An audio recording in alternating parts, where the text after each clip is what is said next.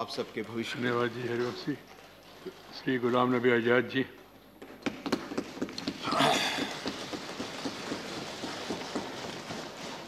माननीय chairman sir,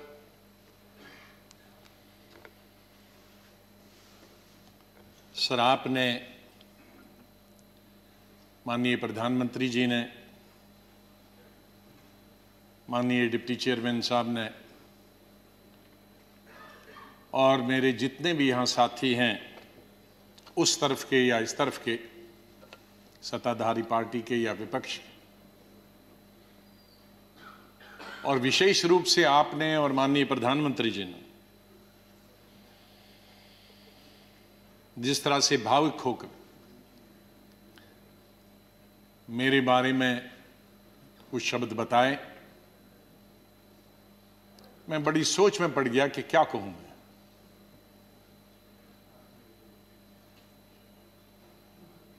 मैं इन 41 वर्षों में जो मेरा लेजिस्लेटिव कैरियर रहा, 28 साल इस हाउस में, 10 साल लोकसभा में, 3 साल जम्मू कश्मीर की असेंबली में, तो ये कहूँगा कि महाराष्ट्र से जीत के आके मैं कभी इधर से निकला, इधर डूबा, इधर डूबा, उधर निकला, उधर डूबा, इधर निकला, ये मेरा जीवन ऐसे ही रहा और संघर्ष का जमाना रहा। और मैं आज बहुत सारी चीजों को छोटा करने के लिए कुछ शेरों में ही खत्म करते हैं।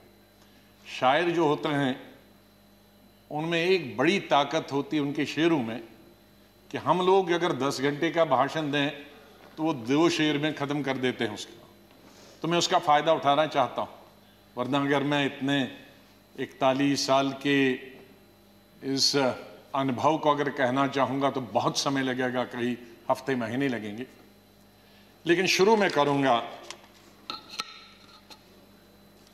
जिस बात से मैंने पॉलिटिकल कैरियर शुरू किया है, स्टूडेंट लाइफ। और कश्मीर में, जम्मू कश्मीर में मेरा, हालांकि मैं जम्मू से हूं, लेकिन मेरा डिस्ट्रिक्ट में, शमशेर सिंह जी जानते हैं, मुस्लिम मेजॉरिटी डिस्ट्रिक्ट, उसका असर कश्मीर का ज़्यादा होता है, जम्मू का कम असर पड़ता है, विशेष रूप से मुस्लिम्स में। और उसके बाद कॉलेज और यूनिवर्सिटी तो मैं कश्मीर में ही पढ़ा। और गांधी को पढ़ता था मैं, नेहरू को पढ़ता था, मौलाना आजाद को पढ़ता था, इन 3 की। तो जो मैंने सीखा है देशभक्ति का स्कूल से लेकर, और वो देशभक्ति आज उन नौजवानों की नजर में जो सियाचिन में है, जो जम्मू कश्मीर में कई दशकों से हैं, ठंड में है, बर्फ में है, उनके नाम से शुरू करता हूं मैं। खून की मांग है इस देश की रक्षा के लिए, खून की मांग है इस देश की रक्षा के लिए, मेरे नजदीक ये कुर्बानी बहुत छोटी है, दे दो।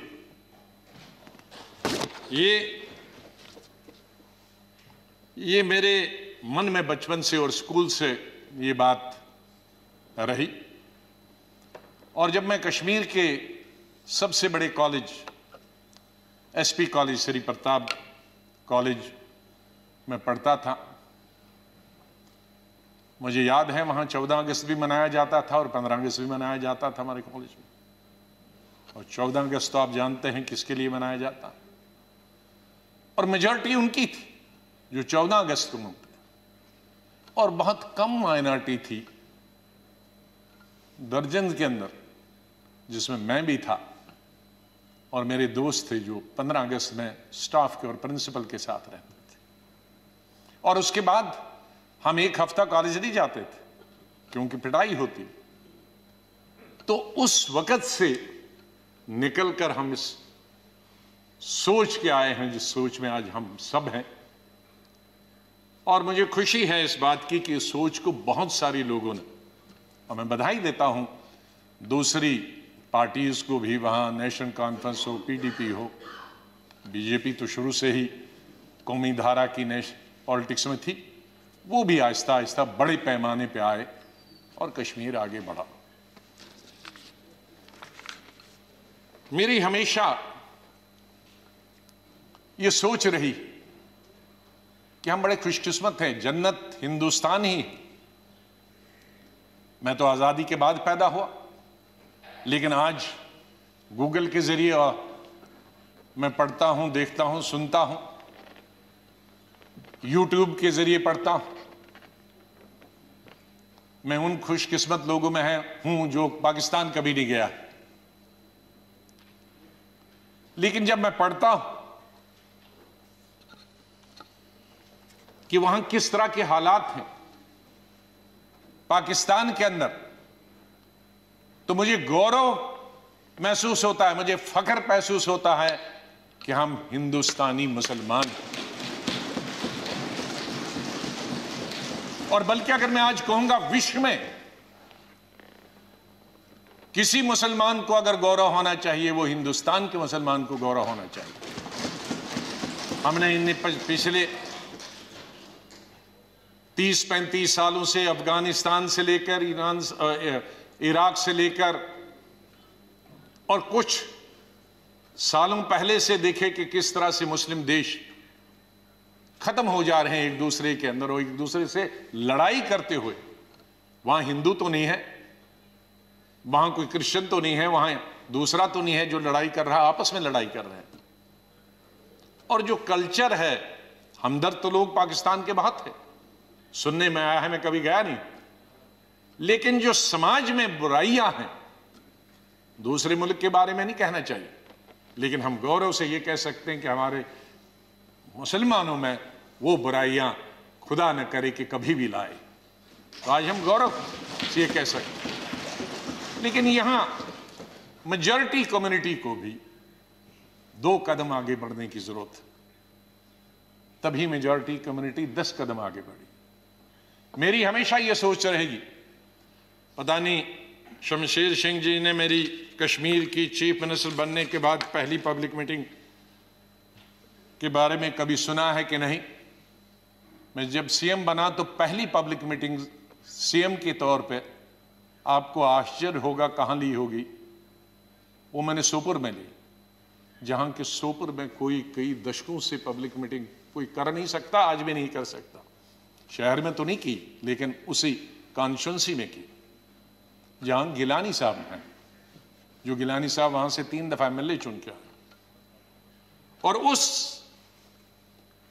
पब्लिक मीटिंग में मैंने क्या कहा था कि मेरी सरकार जम्मू कश्मीर के लोगों की सरकार होगी, और अगर मेरी सरकार का कोई मंत्री धर्म की बुनियाद पर, मजहब की बुनियाद पर और पार्टी की बुनियाद पर इंसाफ करेगा, तो मुझे शर्म आएगी कि ऐसा मंत्री या ऐसा अफसर मेरे साथ काम कर रहा। तो मैं उसी सोच का हूं कि जहां भी जाएं मुझे प्यार मिला लोगों का, बहुत प्यार मिला। आनंद शर्मा जी ने जैसे बताया, शरद जी ने जैसे बताया कि उनको तो बहुत अरसे से जानता, मुझे सौभाग्य मिला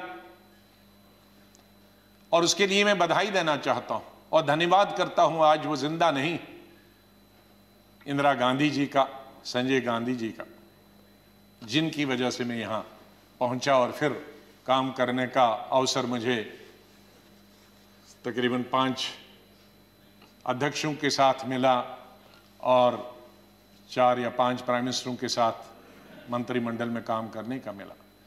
लेकिन अवसर ये मिला कि मैं हिंदुस्तान के सभी 35-36 यूटीज और स्टेटों का इंचार्ज करने का अवसर मिला। तो आज मेरे दोस्त, भाई, बहनें, मैं ये कह सकता हूं कि अंडमान से लेकर और लक्षद्वीप तक और कश्मीर से लेकर कन्याकुमारी तक, सिक्किम से लेकर गुजरात तक, ये बहुत एक चीज कमाई, बहुत कुछ सीखा मैंने इस पार्लियामेंट। मुझे अवसर मिला पार्टी के जनशक्ति या मंत्री के रूप में। वो इंदिरा जी के वक्त में मिला, राजीव जी के वक्त में मिला, सोनिया गांधी जी के वक्त में वो अवसर उन्होंने मुझे प्राप्त कराया, राहुल गांधी जी के वक्त में, और मुझे शायद बहुत सारे कम लोगों को ये अवसर प्राप्त हुआ होगा कि जो अपनी उम्र से दुगने के लोग थे और बड़े लीडर थे, उनके साथ पार्टी की तरफ से मीटिंग करने का मौका मिला और पार्टी के साथ कई नेगोशिएशन करने का मौका मिला। उनमें ज्योति बसु जी थी, करुणानिधि जी थे, जयललिता जी के साथ मैंने अलायंस किया, करुणाकरण जी थे, चंद्रशेखर जी थे, देवीलाल जी थे, मुलायम सिंह यादव जी थे, प्रकाश सिंह बादल जी से अलायंस तो नहीं किया, लेकिन कई चीज़ें जब मैं मिनिस्टर ऑफ स्टेट होम था तब कई मीटिंगें हुई। मैं जब देखता था implementation of Punjab accord, Assam accord, ये देखता था। आई.के. गुजराल साहब से, शुभू सोरेन जी से, शाहब तंगल जी से, मुपनार जी से, फारूक साहब से, मुफ्ती साहब से, ये सब लोगों के साथ कई दफ़ा, और यही वजह है कि यहाँ भी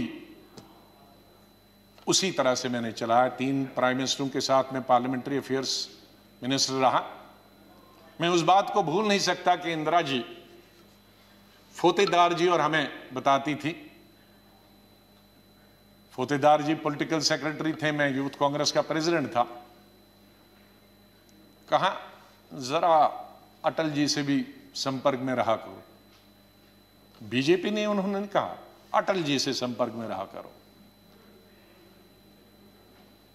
तो वो इस सोच की थी।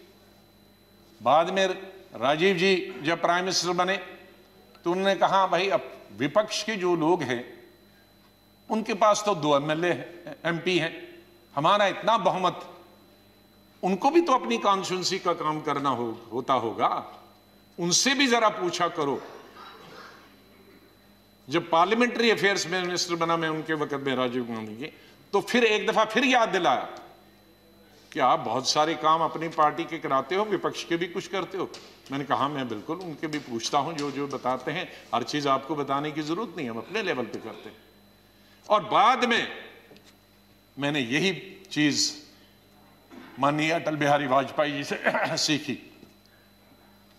5 साल 91 से 96 तक मैं पार्लियामेंट्री अफेयर्स मिनिस्टर रहा और भी पोर्टफोलियोज थे मेरे पास। और अटल जी विपक्ष के नेता रहे, हमारे पास बहुमत नहीं था और अलायंस भी नहीं था, माइनॉरिटी गवर्नमेंट थी। और उस माइनॉरिटी गवर्नमेंट में अटल बिहारी जी वाजपेयी जी विपक्ष के नेता हो, यह हाउस चलाना कितना आसान मुश्किल हो सकता। लेकिन मैं कहूंगा कि सबसे आसान हाउस चलाना उन 5 साल में मुझे अटल जी की लीडरशिप हो, और उनसे सीखा मैंने कि किस तरह से हल निकाला जा सकता, विपक्ष की भी बात रहे और सरकार की भी बात रहे। मैंने अपने एलओपी के जमाने में यह कोशिश की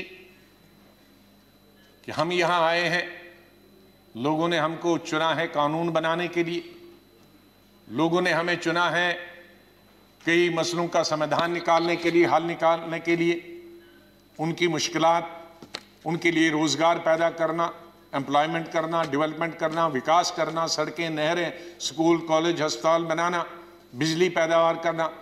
तो अगर हम हर वक्त ये आपस में ही लड़ते रहे, झगड़ते रहे और वो कानून पास नहीं होंगे तो लोगों का विश्वास हमसे उड़ जाएगा। इसलिए जब भी मैं अपने साथियों को भी समझाता था कि इसको मिक्स करो, एक आध दिन विरोध दिखाओ, एक आध दिन झगड़ा करो और बाकी दिन डिस्कशन करें। ये मैंने हमेशा प्रयास किया अपने। मैं धन्यवाद करता हूं हमारे उस तरफ के भी साथियों को जिन्होंने, और इस तरफ के सभी लीडरों को जिन्होंने उस प्रयास में पूरा अपना सहयोग दिया। मैं अपनी बात गृह मंत्री जी को स्टेटमेंट देना था, मैं उनका धन्यवाद करता हूं, और सबसे ज़्यादा धन्यवाद मैं प्राइम मिनिस्टर का करता हूं कि आपने सबको सुना, आपने इतना समय 2 घंटे से ज़्यादा यहाँ समय दिया। आप बहुत भावुक हुए और सच है, हकीकत अगर सच बताएं सर, मेरे माता पिता की जब डेथ हुई मेरे आंखों से आंसू निकले, लेकिन मैं चिल्ला के रो नहीं पाया। मैंने जिंदगी में सिर्फ चिल्ला के रोया। और जब रोता है इंसान तो वो कोई चिल्ला के रोने के लिए तो आपको आर्टिफिशियल होने की जरूरत नहीं। वो थी पहली संजय गांधी की मौत, इंदिरा गांधी की मौत, राजीव गांधी की मौत। अलग अलग जगह थी, क्योंकि तीनों मौतें अचानक हो गई थी। शायद अगर नेचुरल मौत होती तो वो चीख नहीं निकलती। और चौथी थी जब सुपर सोनामी आ गया था उड़ीसा में 99। मैं हॉस्पिटल गया अपने पिताजी को दिखाने के लिए और उन्होंने कहा कि इनको गैलेपिंग कैंसर है। मुझे तब तक ये गैलेपिंग कैंसर का नहीं, कैंसर मालूम, गैलेपिंग। तो मैंने पूछा इसका क्या मतलब हुआ, कि ज्योग्राफिकल रेशो से बढ़ता है, 2 का 4, 4 का 8, 8 का 16, 16 का 64, जो बढ़ जाता है। और इसकी अपर लिमिट है 21 दिन। तो 21 दिन आप कहीं मत जाओ। दोपहर को मैं ये लेके आया और सुबह हमने प्रोग्राम बनाया कहीं जाने का, इनको घुमाएंगे। मिसेस गांधी का शाम को फोन आया कि वहां साइक्लोन है, कोई दूसरे जनरल सेक्रेटरी हैं वो जाना नहीं चाहते और तुम ही जा सकते हो। अब मैं उनको कहता कि मैं अगर मेरे डॉक्टर ने ये कहा है तो कहेंगी बहाना कर रहा। तो मैं अपने पिताजी को छोड़कर मैंने कहा 2 दिन में वापस आऊंगा। गुजरात के ये उड़ीसा के लोगों के लिए एक नई बात कहता हूं, क्योंकि इसका लुल्लू इसका गवाह था, वो इस दुनिया में नहीं रहा। हमारे कांग्रेस का यंग लीडर था, यूं बहुत हाउस होल्ड नेम है आज भी। उड़ीसा जब एयरपोर्ट पे पहुंचा तो 1000 आदमी था, लड़के। तो कहा सर पैदल चलना है, क्योंकि सारे पेड़ जो हैं, शहर पानी में है और सारे पेड़ सड़कों पर, तो ये 10-12 किलोमीटर पैदल चलना। चले हम। तो सबसे बड़ा काम क्या था पहला, और मिनिस्टर कोई नहीं, चीफ मिनिस्टर भाग गए थे, मिनिस्टर भाग गए थे, कोई एडमिनिस्ट्रेशन, कोई दुकानें तोड़कर मैंने उनकी लिस्ट बनाई पुलिस की मदद से कि उनको पैसे देंगे। बाद हमने हथियार लिए जंगल काटने के 3 रातें और 3 दिन। और अटल जी से जाते ही मैंने फोन पे संपर्क किया, अटल जी प्राइम मिनिस्टर, कि ये स्थिति है और हम सड़क तैयार करेंगे, तब आप आइए ताकि हम वहां समंदर तक पहुंच जाएं। 3 रात और 3 दिन हम तकरीबन 1000 लड़के यूथ कांग्रेस के मैंने लगाए काटने में और सड़क। फिर पीएम को फोन किया, फिर वो हेलीकॉप्टर से आए, फिर उनसे राशन मंगाया, फिर उसके बाद मैंने सोनिया गांधी जी को कहा। तो और वहां मैं रोया जब मैंने लाशें देखी, सैकड़ों लाशें तैर रही थी जब हम समंदर के किनारे तक पहुंचे। वहां मैं चिल्ला के रोया। वो 4थी दफा था।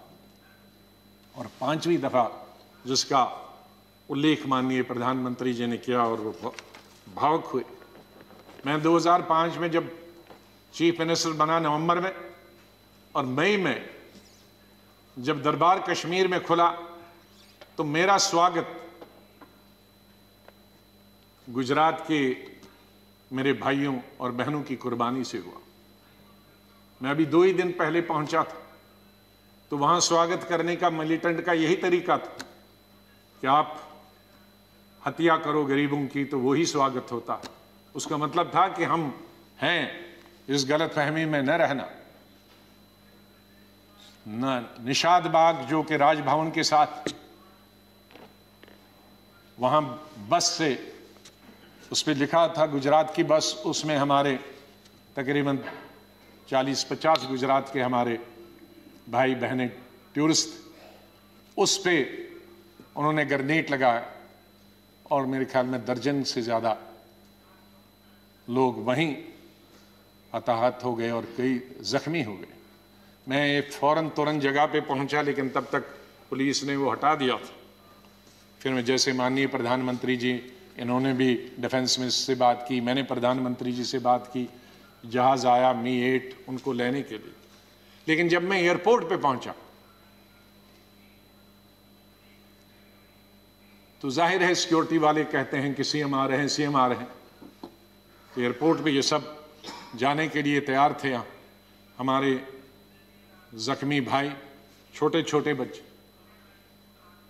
तो जब मैं एयरपोर्ट पे पहुंचा तो इन बच्चों ने, जिसका किसी का पिता मर गया था, किसी की मां मर गई थी, वो रोते रोते मेरे टांगों से जब लिपट गए तो मैं जोर से मेरी आवाजें निकल गई, ए खुदा ये क्या तुमने किया। मैं कैसे जवाब दूं इन बच्चों को, मैं कैसे जवाब दूं उन बहनों को जो यहां तफरी के लिए आए थे, सैर के लिए आए थे, और आज मैं लाशें लेकर इनके हवाले कर रहा हूं उनके माता पिता की। तो ये भावुक होने की जरूरी बात थी। आज हम ये अल्लाह से, भगवान से यही दुआ करते हैं कि इस देश से मिलिटेंसी खत्म हो जाए, इस देश से आतंकवाद खत्म हो जाए।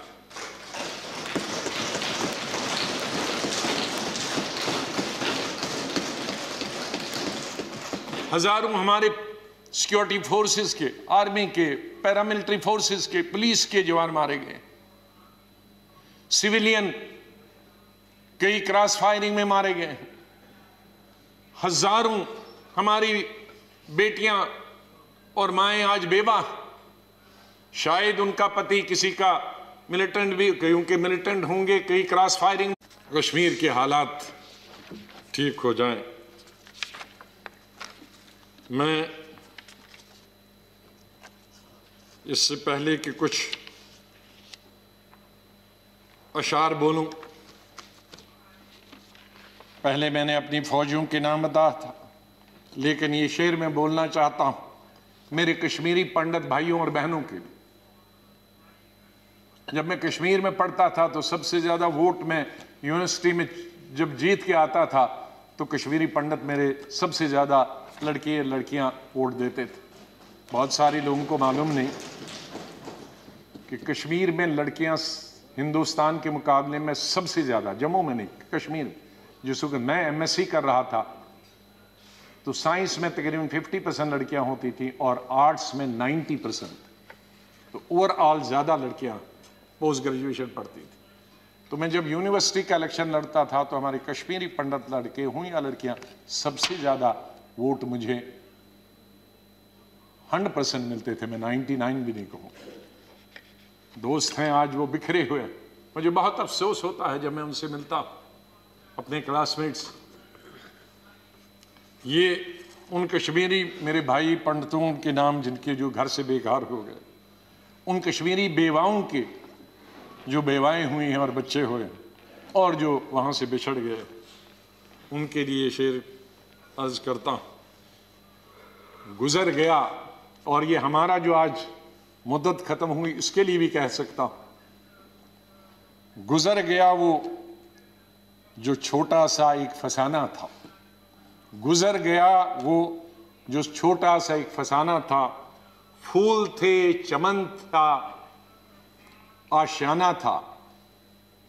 गुजर गया वो जो छोटा सा एक फसाना था, फूल थे, चमन थे, था, आशियाना था।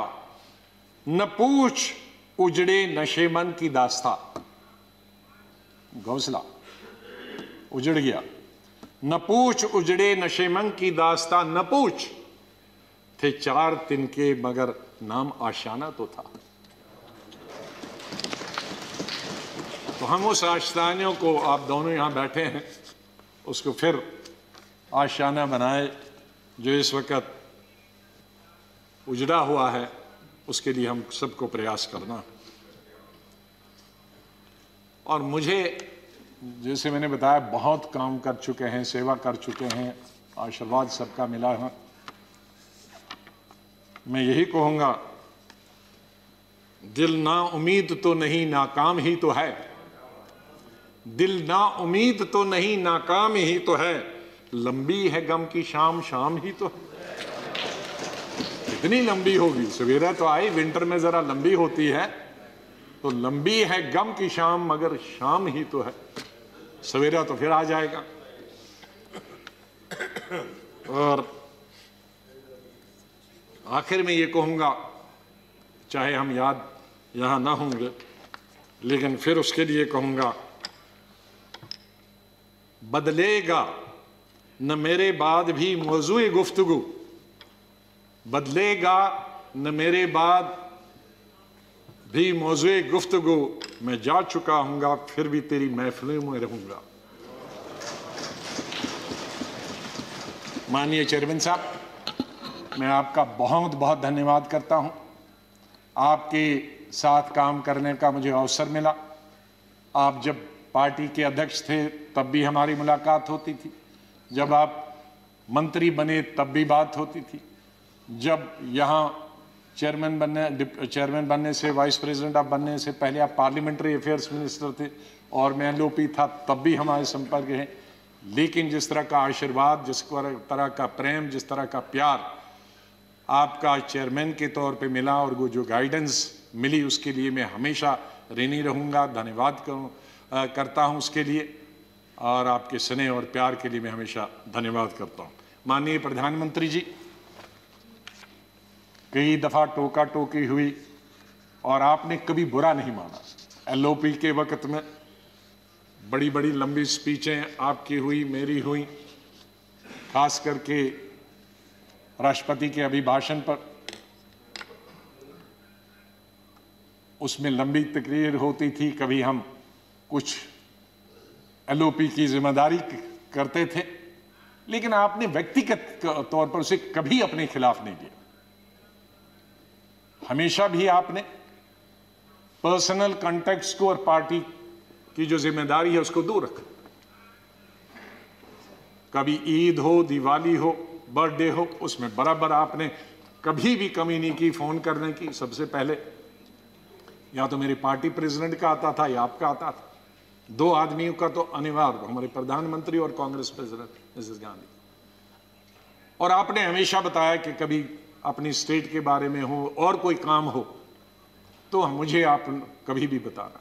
मुझे याद है जब मैं राज्यसभा इलेक्शन लड़ने गया तो आपने कुछ कहा कि भाई आपको कुछ जरूरत है। मेरे का वो तो लड़ाई है, आपका कैंडिडेट है, मैं कैंडिडेट हूं, उसमें आप कुछ नहीं कर सकते। तो ये एक पर्सनल टच जो होता, आदमी भावुक हो जाता, आदमी सेंटिमेंटल हो जाता, आदमी इमोशनल होता। और मेरे संपर्क तो विपक्ष के साथ आज से नहीं, जब पहली दफा मैं एमओएस बना था तब से लेकर आज तक, क्योंकि हम मिलके ही देश को चला सकते हैं। लड़ाई करके, गालियां देकर नहीं कर सकते। हम अपनी बात अपने भाषणों के जरिए कर सकते हैं। मैं आपका बहुत धन्यवाद करता हूं। मैं माननीय डिप्टी चेयरमैन साहब, मेरे यहाँ हम बेंचमेट रहे, वो हमेशा मुझे याद रहेगा। बहुत सिंपल आदमी है, स्ट्रेट फॉरवर्ड है। कभी कभी हम नाराज होते हैं स्ट्रेट फॉरवर्ड, लेकिन स्ट्रेट फॉरवर्ड हमेशा वो लोग नाराज होते हैं।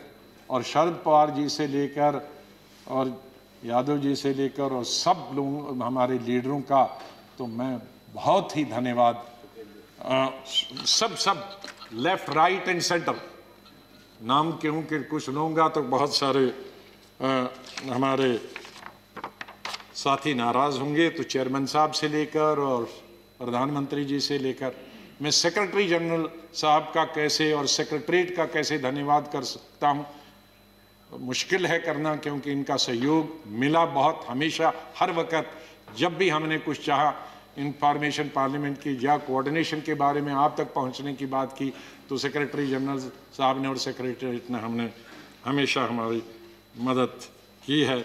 और आखिर इस शेर से मैं आपसे विदाई लेता हूं, और इंशाल्लाह हम मिलते रहेंगे, चाहे यहाँ नहीं मिले लेकिन आगे एक दूसरे के पास आ जा सकते हैं।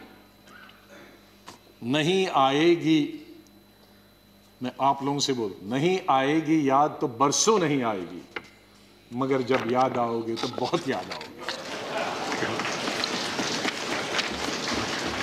धन्यवाद गुलाम नबी जी.